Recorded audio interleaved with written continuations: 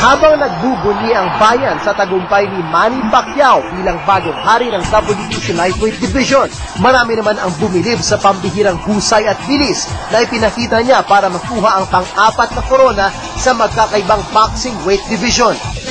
Una naging world champion si Manny nung padapain niya si Chat Sai sa sakulang Thailand para maagaw ang flyweight title. Naging IBF Super Bantamweight champion naman siya matapos i-knockout si Leleholo Lebuaba na isa ring alamat sa boxing. Nakuha niya ang WBC Super Featherweight title mula kay Juan Manuel Marquez at nakagawin niya ang WBC Lightweight title kay David Diaz. Tingin ng mga eksperto, ang lumaban ay ang pinakamahusay ni Manny Pacquiao na umakyat na sa ring. Mabilis, mabagsik, malakas at kumpleto ang pakete, pambihira ang opensa at napakagaling ng depensa. Kaya halos hindi siya nagalusan sa laban sa matibay at mas malaking si David Diaz.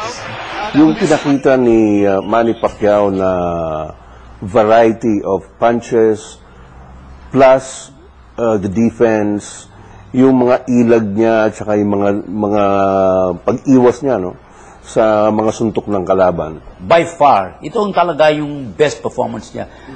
Para sa akin, it was a clinical execution. Magandang palatandaan din na hindi nahirapan si Manny sa pagdagdag ng timbang. 5 pounds ang idinagdag niya para umakyat sa lightweight division mula sa super featherweight division. Karaniwan na kasing ang isang boksingerong umaakyat ng timbang ay bumabagal at nababawasan ng suntok. Pero hindi nangyari yon kay Manny. His speed was not lost or diminished by putting on those 10 pounds. Pangalawa, yung power. He carried his power with the weight he went up to. Hindi ko akalain na maiaangat pa niya. Meron pa palang i-improve yung kanyang arsenal at saka yung kanyang laro.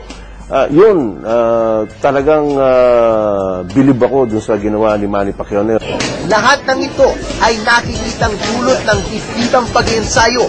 Tingin ni Ed Picson, malaki ang natulong ng bagong pananaw sa buhay ni Pacquiao.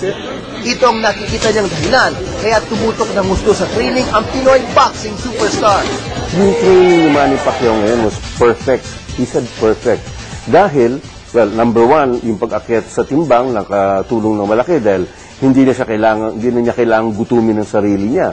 So, nakakakain siya, nakakainom siya ng fluids, plus yung kanyang panibagong pananaw sa buhay niya. Marami na siyang binitawang mga hindi magandang mga gawain, no? Pagsusugal, pagpupuyat, yung mga bagay na yan, talagang tinalikuran na niya.